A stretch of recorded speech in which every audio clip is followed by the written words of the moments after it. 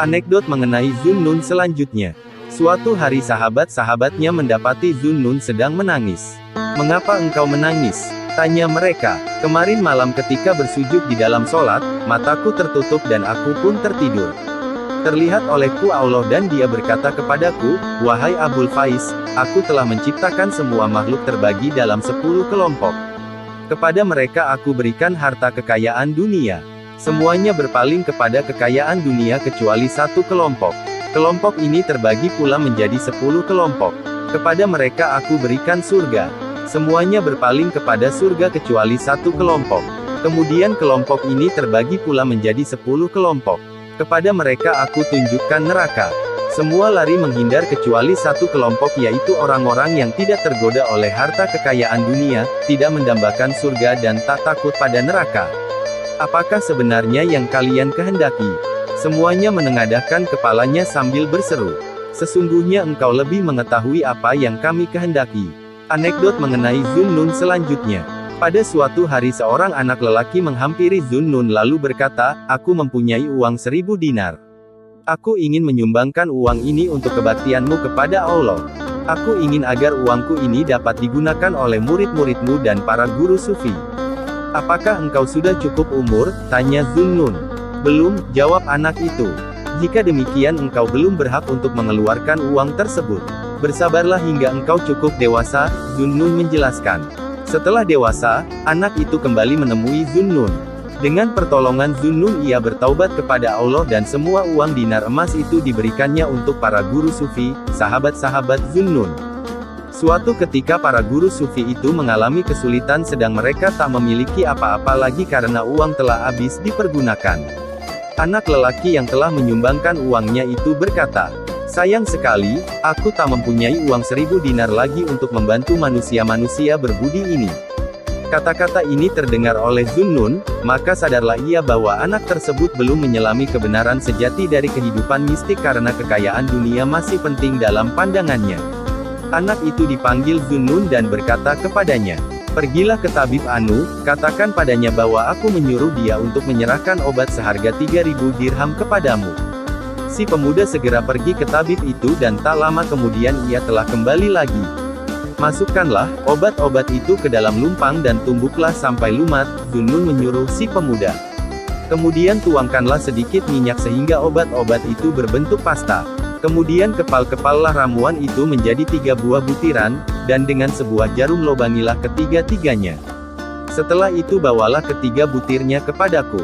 Si pemuda melaksanakan seperti yang diperintahkan kepadanya. Setelah selesai, ketiga butiran itu dibawanya kepada Zunnun. Butir-butir tersebut diusap-usap oleh Zunnun kemudian ditiupnya, tiba-tiba butir-butir itu berubah menjadi 3 buah batu merah delima dari jenis yang belum pernah disaksikan manusia. Kemudian Zunnun berkata kepada si pemuda, "Bawalah permata-permata ini ke pasar dan tanyakanlah harganya, tetapi jangan engkau jual." Si pemuda membawa batu-batu permata itu ke pasar. Ternyata setiap butirnya berharga 1000 dinar. Si pemuda kembali untuk mengabarkan hal ini kepada Zunnun. Zunnun berkata, "Sekarang masukkanlah permata-permata itu ke dalam lesung, tumbuklah sampai halus dan setelah itu lemparkanlah ke dalam air." Si pemuda melakukan seperti yang disuruhkan, melemparkan tumbukan permata itu ke dalam air. Setelah itu Zunnun berkata kepadanya, "Anakku, para guru sufi itu bukan lapar karena kekurangan. Semua ini adalah kemauan mereka sendiri." Si pemuda bertaubat lalu jiwanya terjaga. Dunia ini tak berharga lagi dalam pandangannya. Anekdot mengenai Zunnun selanjutnya. Zunnun berkisah sebagai berikut. "Selama 30 tahun aku mengajak manusia untuk bertaubat, tetapi hanya seorang yang telah menghampiri Allah dengan segala kepatuhan. Beginilah peristiwanya. Pada suatu hari sewaktu aku berada di pintu sebuah masjid, seorang pangeran beserta para pengiringnya lewat di depanku. Kuucapkan kata-kata, tak ada yang lebih bodoh daripada si lemah yang bergulat melawan si kuat. Si pangeran bertanya kepadaku, apakah makna kata-katamu itu? Manusia adalah makhluk yang lemah, tetapi ia bergulat melawan Allah yang maha kuat, jawabku. Wajah si pangeran remaja itu berubah pucat, ia bangkit lalu meninggalkan tempat itu. Keesokan harinya ia kembali menemuiku dan bertanya, manakah jalan menuju Allah? Ada jalan yang kecil dan ada jalan yang besar, yang manakah yang engkau sukai? Jika engkau menghendaki jalan yang kecil, tinggalkanlah dunia dan hawa nafsu, setelah itu jangan berbuat dosa lagi. Jika engkau menghendaki jalan yang besar, tinggalkanlah segala sesuatu kecuali Allah lalu kosongkanlah hatimu. Demi Allah akan kupilih jalan yang besar, jawab si pangeran. Esoknya ia mengenakan jubah yang terbuat dari bulu domba dan mengambil jalan mistik. Di kemudian hari ia menjadi seorang manusia suci. Anekdot mengenai Zunnun selanjutnya. Kisah berikut ini diriwayatkan oleh Abu Ja'far yang bermata satu. Aku bersama Zunnun dengan sekelompok murid-muridnya berada di suatu tempat. Mereka sedang membicarakan bahwa sesungguhnya manusia dapat memerintah benda-benda mati.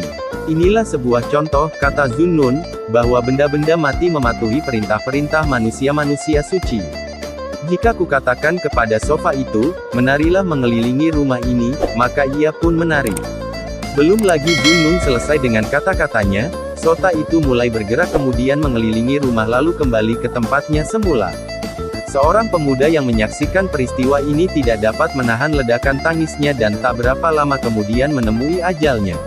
Mereka memandikan mayat si pemuda di atas sofa itu kemudian menguburkannya. Anekdot mengenai Zunnun selanjutnya.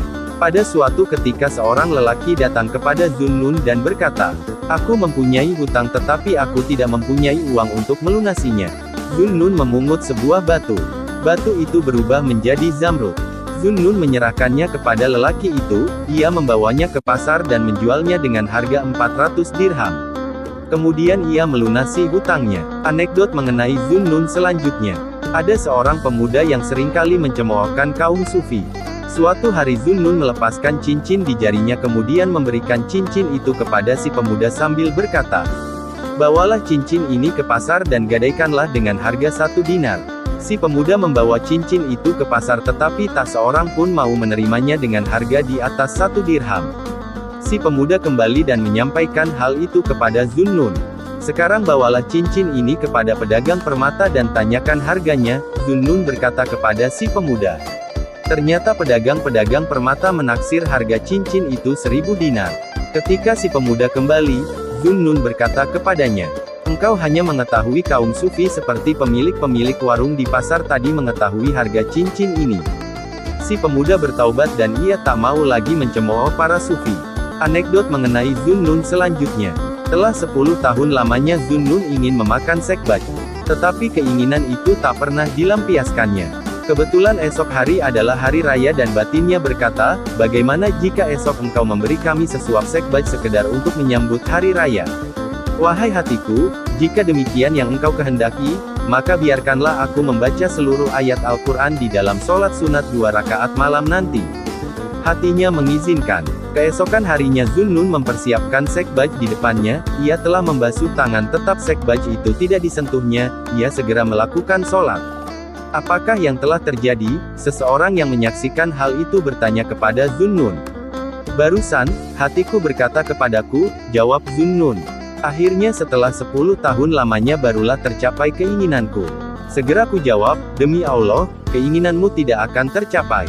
Yang meriwayatkan kisah ini menyatakan bahwa begitu Zunnun mengucapkan kata-kata itu, masuklah seorang yang membawakan semangkuk sekbaj ke hadapannya dan berkata, "Guru, aku tidak datang kemari atas kehendakku sendiri, tetapi sebagai utusan.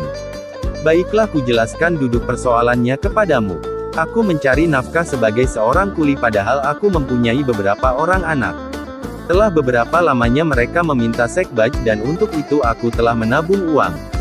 Kemarin malam kubuatkan sekbaj ini untuk menyambut hari raya. Tadi aku bermimpi melihat wajah Rasulullah yang cerah menerangi bumi. Rasulullah berkata kepadaku, jika engkau ingin melihatku di hari berbangkit nanti, bawalah sekbaj itu kepada Zunnun dan katakan kepadanya bahwa Muhammad bin Abdullah bin Abdul Muthalib telah memohon ampun untuk dirinya agar ia untuk sementara dapat berdamai dengan hatinya dan memakan sekbaj ini dengan sekedarnya. Aku taati, sahut Zunnun sambil menangis. Anekdot mengenai Zunnun selanjutnya. Ketika Zunnun terbaring menunggu ajalnya, sahabat-sahabatnya bertanya, apakah yang engkau inginkan pada saat ini? Zunnun menjawab, keinginanku adalah walau untuk sesaat saja, aku dapat mengenalnya. Kemudian Zunnun bersyair, "Takut telah meletihkan diriku, hasrat telah membakar diriku, cinta telah memperdayakanku, tetapi Allah telah menghidupkan aku kembali." Pada suatu hari ketika Zunnun tidak sadarkan diri, pada malam kematiannya, 70 orang telah bertemu dengan Nabi Muhammad di dalam mimpi mereka. Semuanya mengisahkan bahwa di dalam mimpi itu Nabi berkata, "Sahabat Allah sudah tiba. Aku datang untuk menyambut kedatangannya." Ketika Zunnun meninggal dunia, orang-orang menyaksikan tulisan berwarna hijau di dahinya, "Inilah sahabat Allah. Ia mati di dalam kasih Allah. Inilah manusia yang telah dijagal Allah dengan pedangnya." Ketika orang-orang mengusung mayatnya ke pemakaman, matahari sedang bersinar dengan sangat teriknya. Burung-burung turun dari angkasa dan dengan sayap-sayap mereka meneduhi peti mati Zunnun sejak dari rumah sampai ke pemakaman. Ketika mayatnya diusung itu seorang muazin menyerukan azan. Sewaktu si muazin mengucapkan kata-kata syahadah, dari balik kain kafan terlihat jari tangan Zunnun mengacung ke atas. "Ia masih hidup," orang-orang berseru kaget. Mereka menurunkan usungan itu. Memang jari tangan Zunnun mengacung ke atas, tetapi ia telah mati. Betapapun mereka mencoba namun mereka tak dapat membenarkan jarinya yang mengacung itu. Ketika orang-orang Mesir mendengar hal ini, mereka semua merasa malu dan bertaubat dari kejahatan-kejahatan yang telah mereka lakukan terhadap Zunnun. Sebagai tanda penyesalan, di atas kuburan Zunnun telah mereka lakukan berbagai hal yang tak dapat diterangkan dengan kata-kata. Kisah ini dikutip dari kitab Tazkiratul Aulia, disusun oleh Syekh Fariduddin Al-Attar.